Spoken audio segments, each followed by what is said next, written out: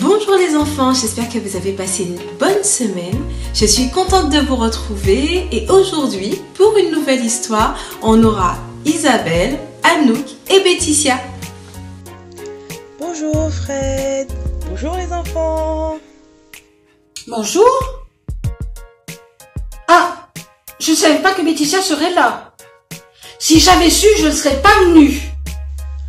Ouais, si j'avais su que tu serais là, je ne serais même pas venue non plus d'abord. Oh là là là là là là. Mais qu'est-ce qui vous arrive à vous toutes les deux? Vous vous êtes disputées? C'est sa faute. Hier, on a pris un goûter ensemble et elle a mangé la dernière part du gâteau, sans même me demander si j'en voulais encore. Alors, je lui ai dit que c'était pas sympa et elle a commencé à s'énerver. Oui, mais elle dit tout le temps que je suis pas sympa, alors que je savais même pas qu'elle voulait encore du gâteau. Mais calmez-vous un peu là. Je suis sûre qu'on peut trouver une solution pour arranger tout ça. Bon, écoutez, Anouk va nous raconter une histoire. Allez, on se détend et on ouvre bien grand les oreilles.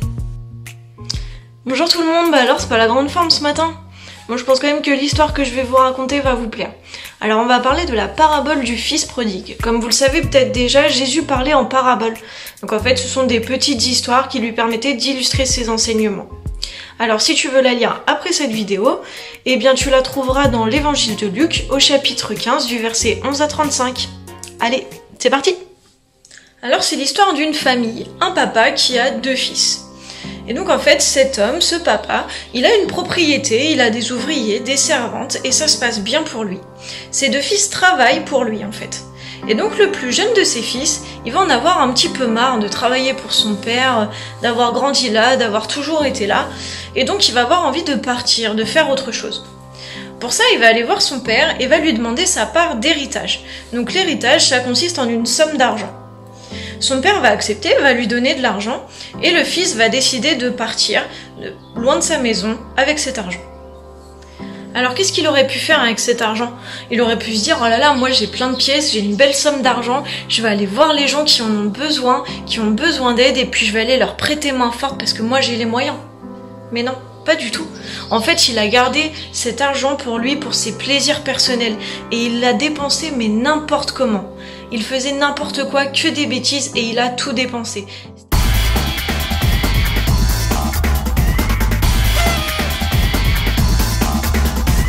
C'est-à-dire qu'à un moment, il est arrivé au point où il n'avait plus un sou et il n'avait même pas de quoi manger.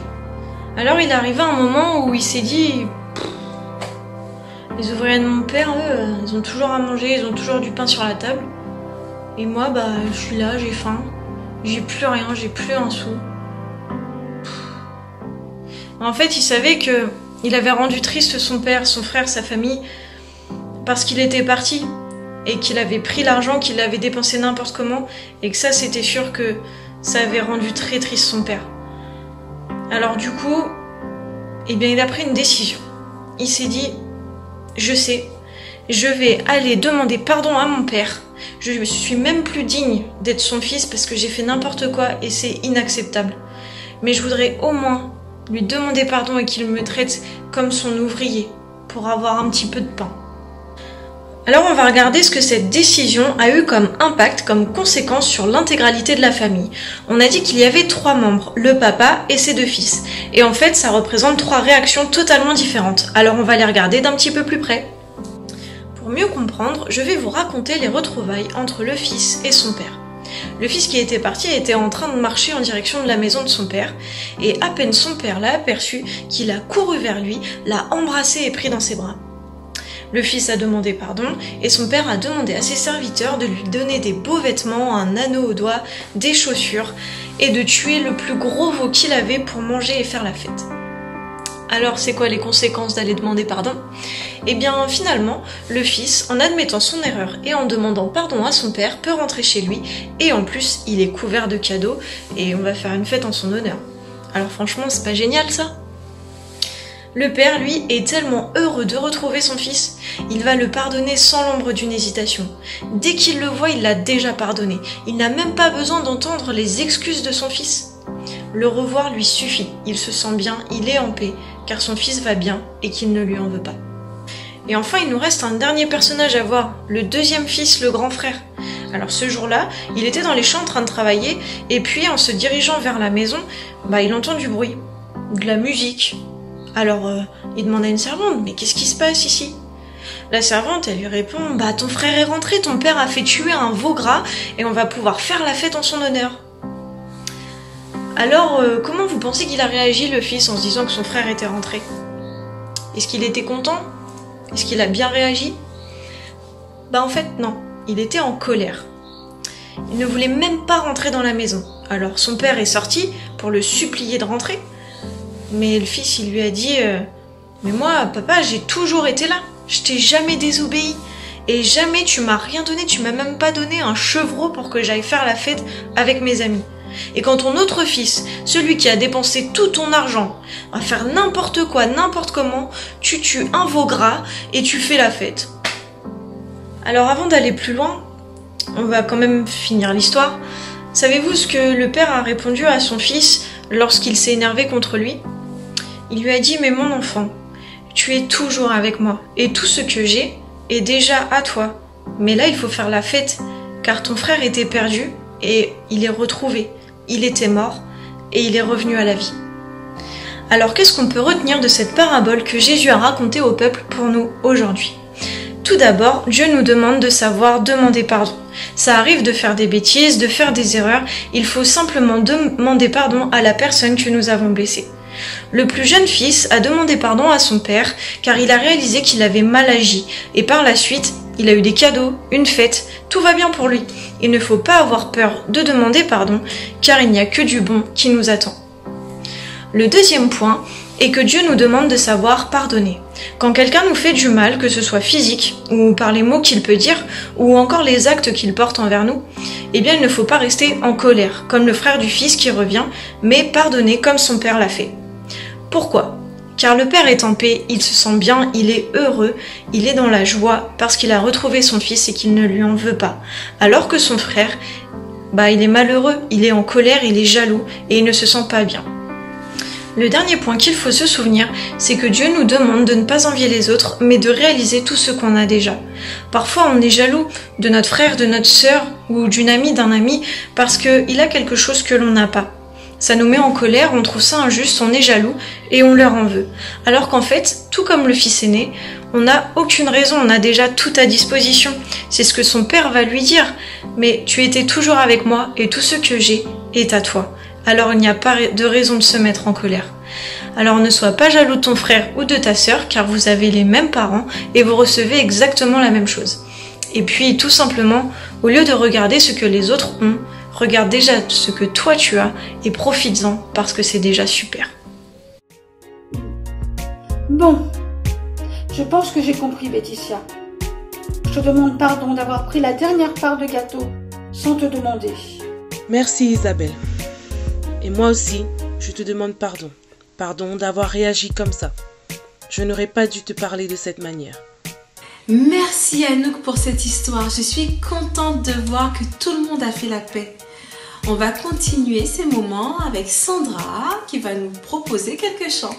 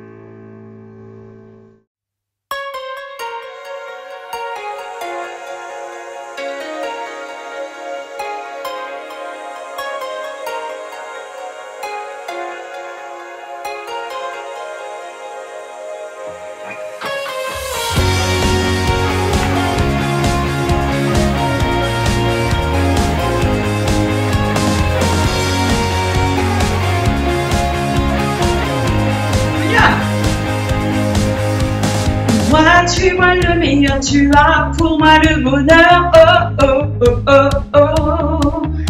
Pas besoin de m'inquiéter, tu ne cesses de me gâter. Oh oh oh oh oh.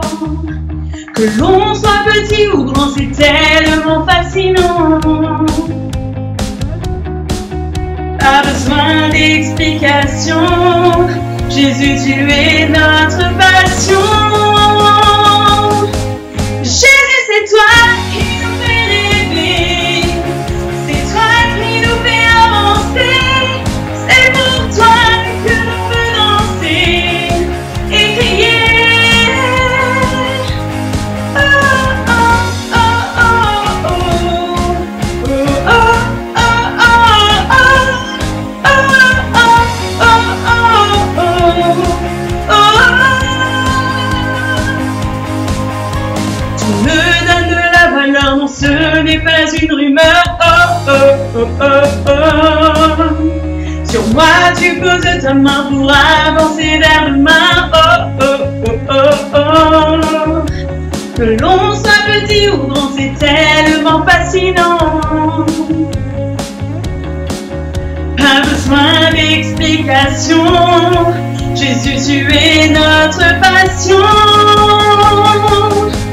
Jésus, c'est toi qui nous fait rêver, c'est toi qui nous fait avancer, c'est pour toi que l'on veut danser et crier.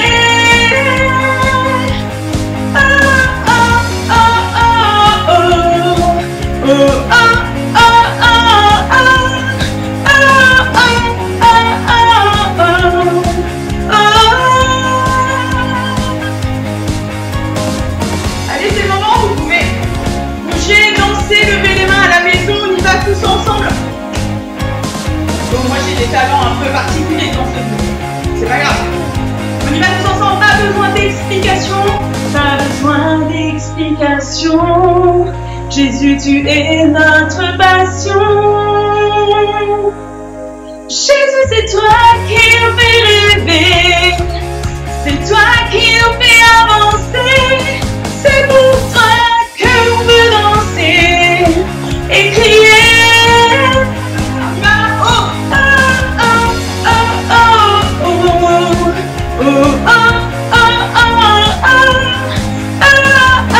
oh oh oh. Jésus, c'est toi qui nous fait rêver, c'est toi qui nous fait avancer. C'est pour toi que l'on veut danser et crier.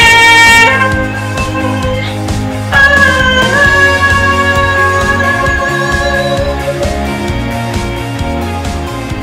Super, vous avez été au top. Merci Sandra pour ce beau chant. Je vous propose maintenant de partir avec Anne-Lise qui va vous proposer quelques activités. Et de mon côté, je vous fais de gros bisous et je vous dis à bientôt. Bonjour les enfants, on est heureux de vous retrouver aujourd'hui et j'ai la chance d'avoir Spider-Man avec moi pour vous présenter une nouvelle activité. Alors aujourd'hui, on va fabriquer une pâte à modeler savon qui va dans le bain. Comment ça se fait? Comment on fait? Bah c'est ce qu'on va voir tout de suite. Donc pour réaliser cette pâte à modeler, vous allez avoir besoin de fécule de maïs, du gel lavant incolore, de l'huile, peu importe, ici on utilise de l'huile de tournesol, du colorant alimentaire et si vous le souhaitez, vous pouvez ajouter quelques gouttes d'huile essentielle. Donc, je verse d'abord le gel lavant. J'ajoute ensuite la fécule de maïs. Alors je ne vais pas tout mettre, je vais ajuster au fur et à mesure, mais je mets à peu près l'équivalent de ce qu'il y a comme gel lavant. J'ajoute ensuite l'huile.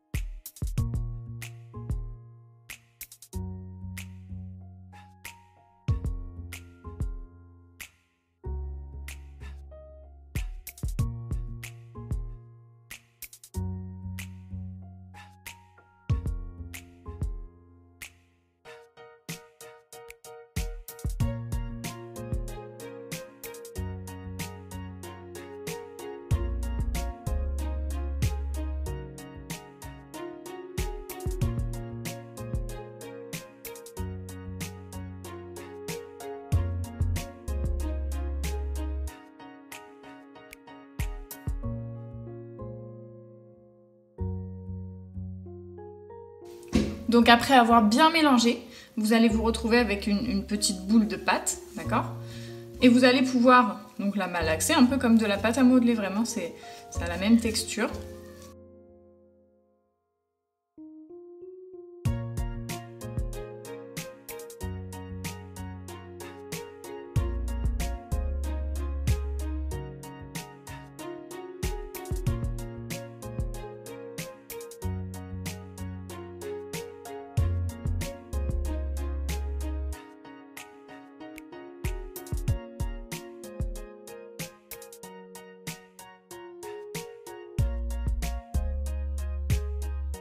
Tadam!